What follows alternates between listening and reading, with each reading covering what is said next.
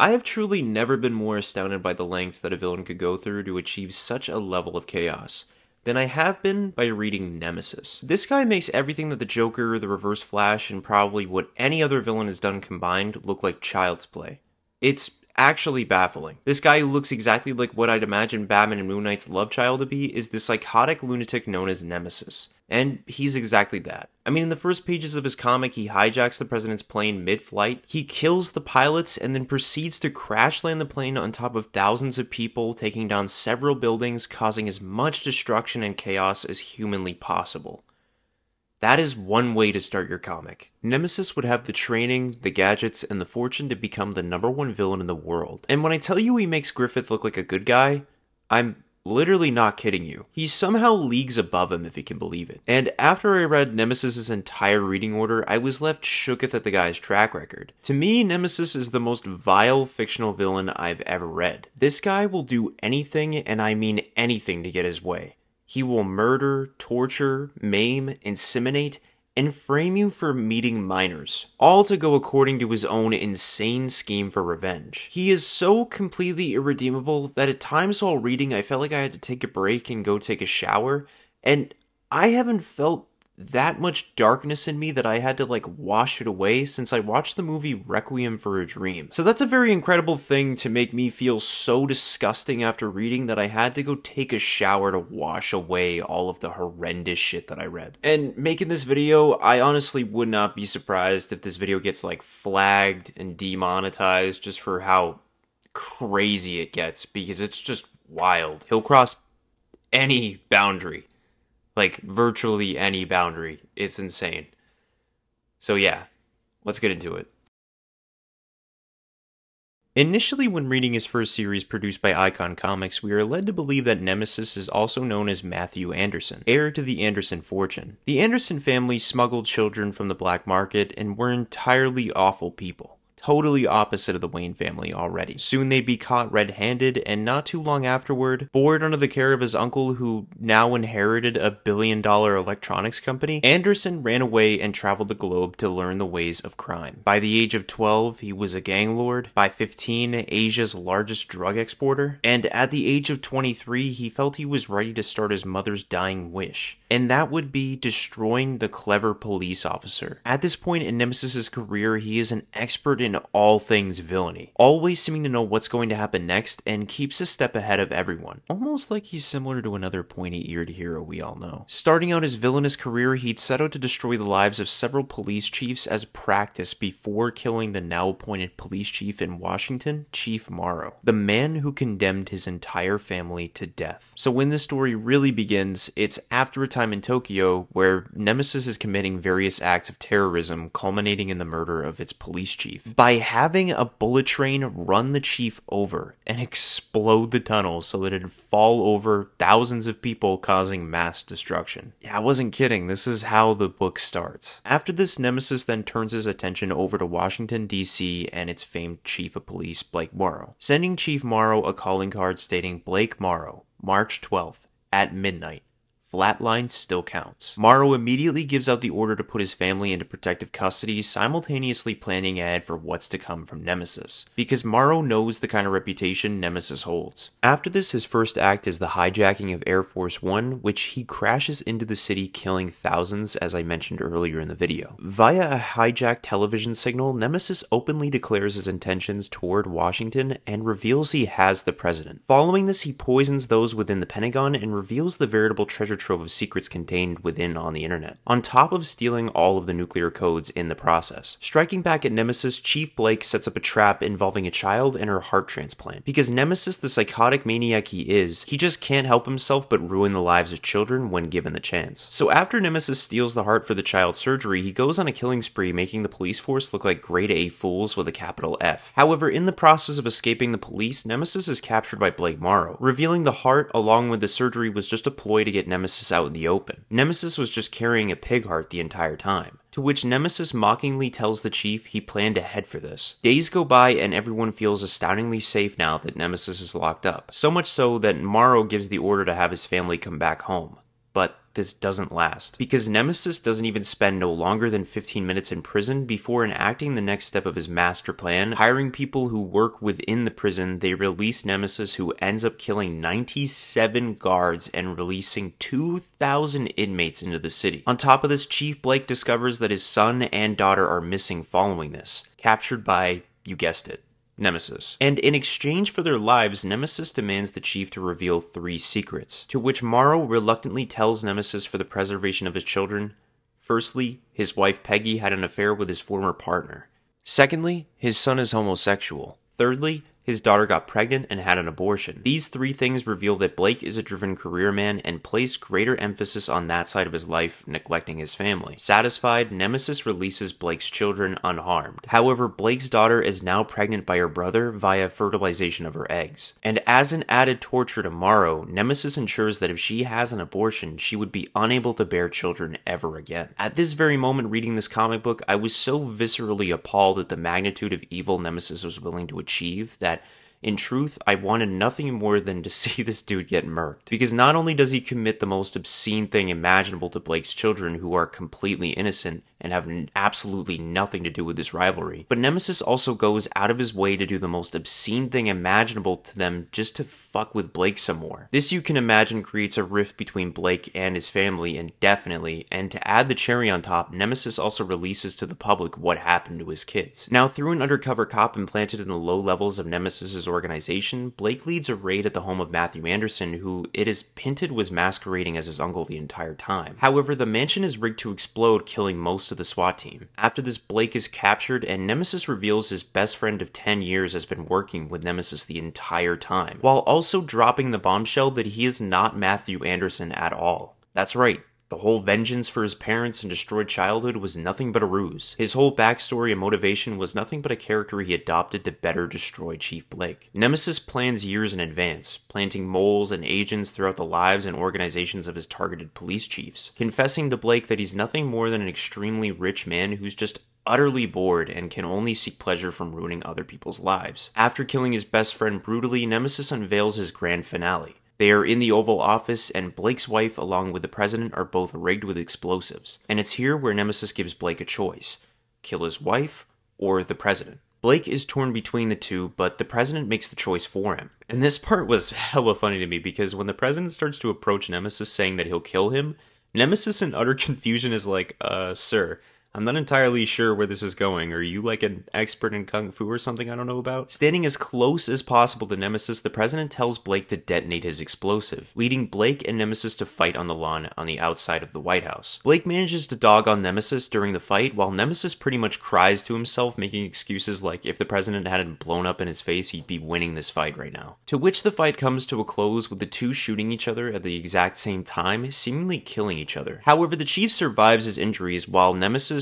despite claiming to be too rich to fail, does not. A little detail I'd like to remind you all of too that's a really nice touch to the story is the calling card given to Blake in the beginning, stating that he'll die on the 12th and flatline still counts. Because that calling card ends up coming back into play when Blake flatlines on the table for a few minutes before getting brought back. And after this, Blake seemingly gets a happy ending as he devotes his time to his family, after his ordeal with Nemesis revealed to him what was really important. And in something of an epilogue, it is revealed in a card addressed to Blake that a mysterious gentleman runs a business catering to the dark fantasies of bored and wealthy people, giving these people an adventure for a short few weeks every year, with artists and engineers working to create supervillainous characters for them to play. Whilst presently focused primarily in the Pacific Rim, a steadily growing client list is set to expand into the West. The letter tells Blake that he is safe from next year's supervillains and commends him for defeating Nemesis, even showing admiration for his choices between family and career. Remarkably too, Blake and his wife are given a bottle of the most expensive wine in the world, which has been waiting for them for 10 years, along with the letter, leaving you to kind of question if Nemesis is really truly dead. Yeah, he's super dead, which means this is the end of the video now. So don't forget to leave a like and subscribe, check out my Twitter, and as always, I'll catch y'all on the flip side. Psych! Nemesis is back, baby! We got Nemesis reloaded, because he's reloaded, and ready to refire because he's locked and loaded. He's hiding under people's beds now, cracking smiles and sticking his tongue out while blowing people up. He's such a silly little goofball. getting up to tons of mischief. This Nemesis story basically takes the things that happened before and reworks those story beats to make it a much more fluid and much better story. Taking things like the Matthew Anderson backstory from the previous story and making it Nemesis's origin among other story beats, which also segues us into this new Nemesis's origin. Now, who is Nemesis and how did he come to be? Again. Well, it all started with a string of 9 murdered hitchhikers found all over Los Angeles, mutilated, headless, and bug-ridden. An officer named Joe Costello, who's going to come back later on in the story, among other officers, were hell-bent on finding this killer. And they did on Matthew's 10th birthday, when they beat the shit out of his parents and flipped his entire world upside down. After which he never saw his parents again, because not too long after being in prison, they were given the lethal injection. After this, Matthew was sent to live in a corrupt orphanage where kids were used to serve the mob, leading Matthew to run away and try to make it on his own, picking pockets and living out of trash cans. Until one day he attempted to pickpocket a young lady in a diner, which brought Matthew to an avenue in life he'd never expect to go down. The young lady, seeing his raw potential, would extend an invitation for Matthew to meet his boss to make serious cashola, but it's a one-time offer. Reluctantly, Matthew accepts and drinks coffee offered to him by the lady, where he next awake to the sounds of chanting and drums, surrounded by several cultists as the leader shouts that Matthew is now in the circle, and if he attempts to leave, they'll set the dogs on him. Throwing down a spear to Matthew, they tell him that to earn his position, he has to prove that he's worthy by killing the opponent beside him. At first, Matthew doesn't seek to kill the kid, but once he realizes that this kid won't hesitate to kill him, he fights back until his opponent can no longer draw breath. After winning, Matthew was sent to his next trial. The next trial was in Yosemite Falls, and the challenge was to hold on for 3 whole days without losing grip under a waterfall. Matthew's master during the trial asked what motivates him to continue to survive, to which Matthew would say back that it's for revenge. Revenge on the cops that took everything from Matthew, vowing to his master that he'll kill them all, leading his master to knock Matthew down the waterfall, shouting to prove it then, bringing us to the present day. A man named Jake hears a noise outside of his home. However, when he leaves to go check it out, he finds nothing. But upon entering his home and walking towards his wife Margot, he finds her scared to death, as she tells Jake that he's under the bed smiling from ear to ear. Later on in Los Angeles, a man named Carlos is leaving a club to be chauffeured around the city with his girlfriend. And Carlos is a pretty big player in Los Angeles, leading one of the top gangs in the city. However, that's all about to change as Nemesis glides down from the sky, bursting through the car windshield as he fights his way to Carlos, ultimately capturing him, and zipping off into the night sky. Cut to Carlos, surrounded by at least 50 others blindfolded inside of an in-ground pool. Nemesis then makes his presence known to everyone in the room and announces that he'll be hosting a Fortnite Battle Royale with all the blindfolded people being the involuntary contestants, in which he explains that the only way to get out alive is to kill everyone till there's only one left. And in case if it weren't clear enough, if they also remove the blindfold, they'll detonate a small bomb in their head and, well, I think you can imagine what would happen next. Soon, everyone in the in-ground pool begin to stab one another with weapons provided by Nemesis as a crowd watches on from the sidelines, horrified. Nemesis goes on to say to the crowd while the fighting goes on behind him that he's not here to take over Los Angeles or anything, but rather only hire each member from the crowd for 7 days to settle a score. Going on to say that if they help willingly, they'll be rewarded handsomely, and when Nemesis is done, they won't have to worry about the newly elected mayor promising to clean up the city. Eventually, the Battle Royale comes to an end with Carlos the last one standing, celebrating his victory, but Nemesis just shoots Carlos in the head and tells his newly hired henchman, let's get started. For over 20 years, Nemesis has been honing his cruelty and skills, and he has planned out virtually everything for his revenge. As Nemesis along with his henchmen raid the Dubois Art Museum, making sure to kill absolutely everyone inside, either by slicing or dicing or dispersing toxic fumes into the air. After which Nemesis and the henchmen begin stealing everything expensive to fund the next step of his plan. This is where another part from the original Nemesis story gets reworked a bit, where before Nemesis originally planned to kill Detective Blake after 10 years of planning, now it's switched to a man named Joe Costello, just elected mayor, who has put over 2,000 new police officers onto the street. He's also the guy who killed Nemesis's parents, so you can guess where this is going to go. And in the middle of giving his speech, when he begins to announce the newly appointed chief of police, Wendy Gomez, her body is brought down, dangling high above the stage. Meanwhile, back over with Nemesis after killing dozens of police officers from the museum, Nemesis somehow hacks into several broadcasting channels where he then addresses the people, as he says, "Hello children, don't worry, there's nothing to be afraid of. If I wanted you dead, you'd be choking on your guts right now. You don't know me, but I've got such a plan for this place, and in 7 days' time, everything will be clear. Only one thing stands in my way of the scheme, and it's all these extra cops on the streets. So I pulled a $100 million heist this evening, the proceeds of which I'm going to share with all the little people. Are you listening out there? Because this is quite an offer. I'm putting a bounty on the head of every police officer in the city. I'll pay you 10 grand for every dead cop. Nemesis says this as he walks into the crowd of cop cars outside, which he seems to have already blown up with various rocket launchers, as Nemesis then executes a cop on that live feed going out to everyone. This immediately causes chaos in the streets of Los Angeles as cops are targeted left and right, with even kids gunning for the heads of police officers jumping at the chance to make 10 grand. As Mayor Joe Costello was thrown through a complete loop on how to even go about stopping Nemesis while the entire police force is either dropping like flies or quitting. But this brings nothing but pure joy to Nemesis as he watches the man who took everything from him begin to slowly lose it all. However, after the museum fiasco, the man Jake from earlier is just like, bro, why are me and my wife here?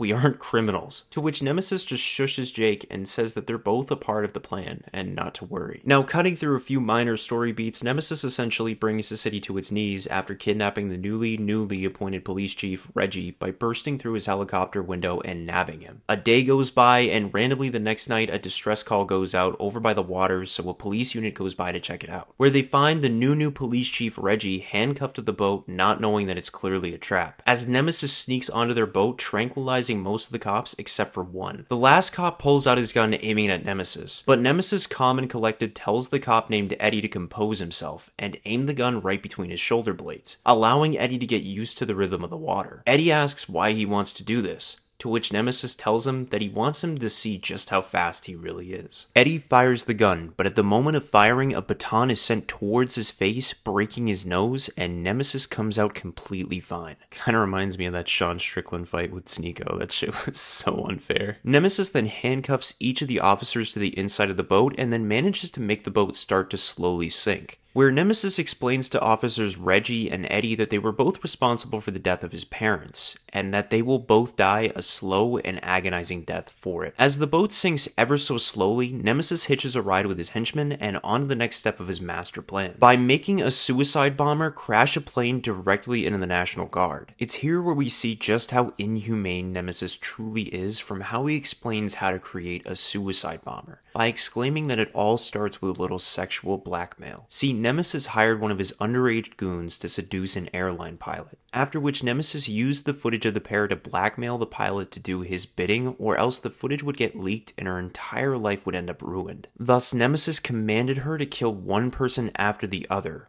good or bad. It never really mattered. Nemesis recorded her committing one murder after the other, stockpiling on the blackmail till she did everything he said right up to the end, for it all to remain a secret. And after the bomber does her thing, crashing into the National Guard, chaos ensues on the streets, and Nemesis along with his army of henchmen set off to kill the few soldiers left alive. God, this video is gonna get me on a list. After this, Nemesis pays a visit to another police officer by the name of Maggie Cheng, now retired. They share a conversation about the state of the world for a few brief moments, and Maggie accepts her death, which surprises Nemesis. So he just has Jake and Margot burn Maggie alive for him. I swear it just gets more and more messed up as the pages keep turning. This ends up leading Joe Costello to arrive at Maggie's apartment to try and save her in time, but by the time he arrives, he bumps into Nemesis, leading him to shoot Costello in the leg, telling him that he doesn't get to die until Friday, silly. Later in the hospital, Joe recovers from his wounds, and in the midst of other officers trying to figure out Nemesis's motives for messing with Joe and his old unit, Nemesis begins to broadcast a new message to the people of Los Angeles, playing on a continuous loop. Nemesis in the message says, "Good morning, Los Angeles. Welcome to more chaos and disorder. But this will seem like the good old days compared to what I've got coming next. The device behind me is an atomic bomb, and the bad news is I'm going to level the city if anyone is seen in public. I've got drones in the sky watching every single street, so it's locked down again until further notice. But this could all end tomorrow if the mayor plays ball and does precisely as I tell him. I know he's recovering in the hospital from those gunshot wounds, but he can make everything right again if he meets me on the 5 p.m. train at the Pershing Square subway. Oh,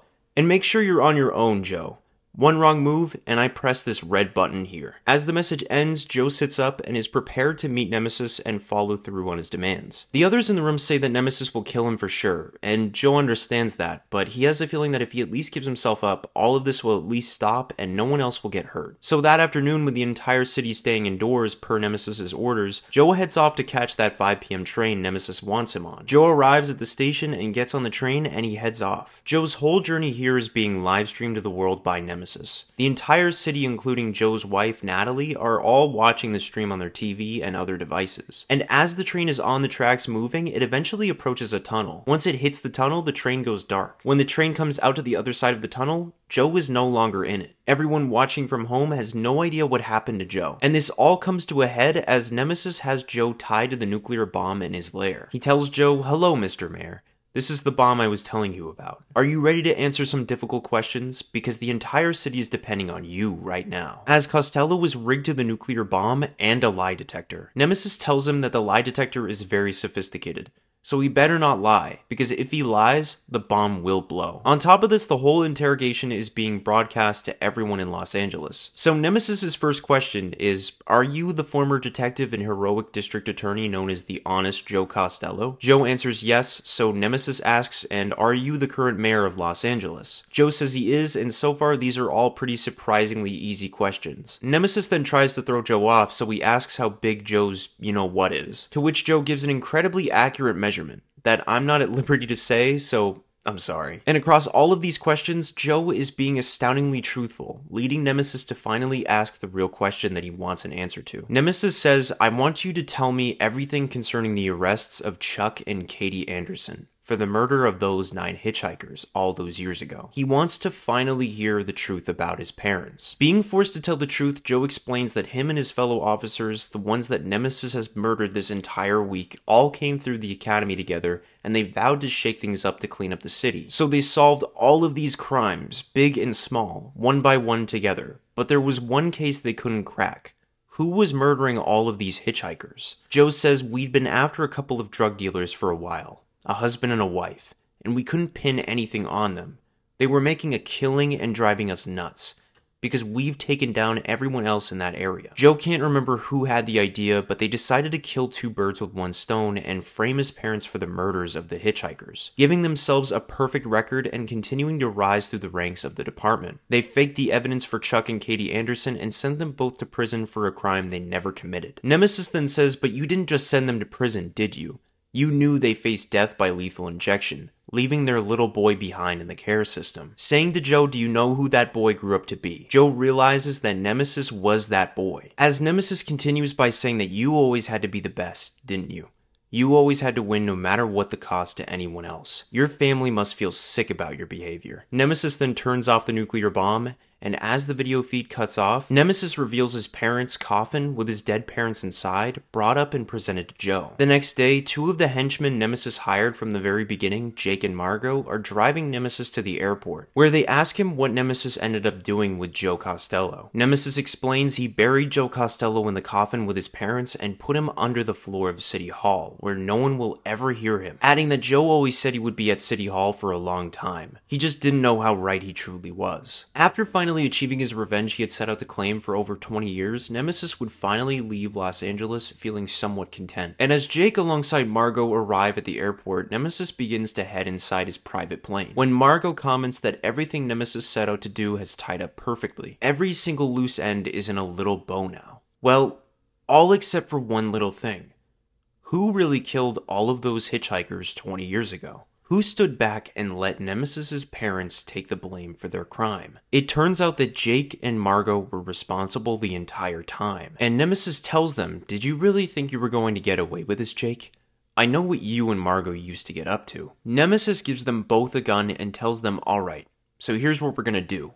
We're gonna settle this with an old-fashioned duel, and whoever draws first gets to be my butler. I've got a whole list of criminal ventures planned for the future, and I need to have someone to make my morning coffee.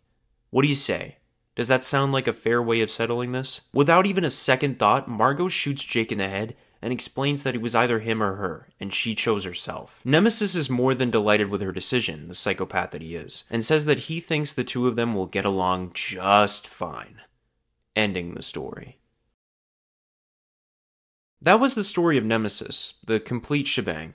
And I'm not lying when I say that Nemesis in all sense of the word is fucked. But after all of his comics that I've read, which really isn't that long of a list, I gotta say that I kinda actually like the character in a few ways. I like his entire aesthetic, not to mention the whole warped Batman vibe that he's got going on, and I really prefer the more tweaked out version of Nemesis compared to the original. Mostly because it just does everything the original did so much better and all around just feels more flavorful. Granted, the writing can sometimes get a little cringy, but if I'm being honest, I don't really mind it at all too much, because it feels like it fits the character. And not only that, I also love characters like this guy because they're like a guilty pleasure for me to read. I don't know what it is, but it's just unhinged characters boost my serotonin levels or something. Especially when they got a sick and twisted sense of humor. That's like the cherry on top. On top of this, Mark Millar also started a series called Big Game, where he essentially takes every comic book series he's ever made and combines it into one sole universe. So now Jupiter's Legacy, Wanted, and even Kick-Ass are all in the same series, and it actually just ended recently. It's so cool, and you should definitely check it out. I have, and I loved it. But with that, this video is going to come to an end, so don't forget to leave a like and subscribe, check out my Twitter, and as always, I'll catch y'all on the flip side. This channel will now be an AI channel following this video, and will discuss the enigmatic nature of Condiment King in various shorts. Look forward to more videos on the other side.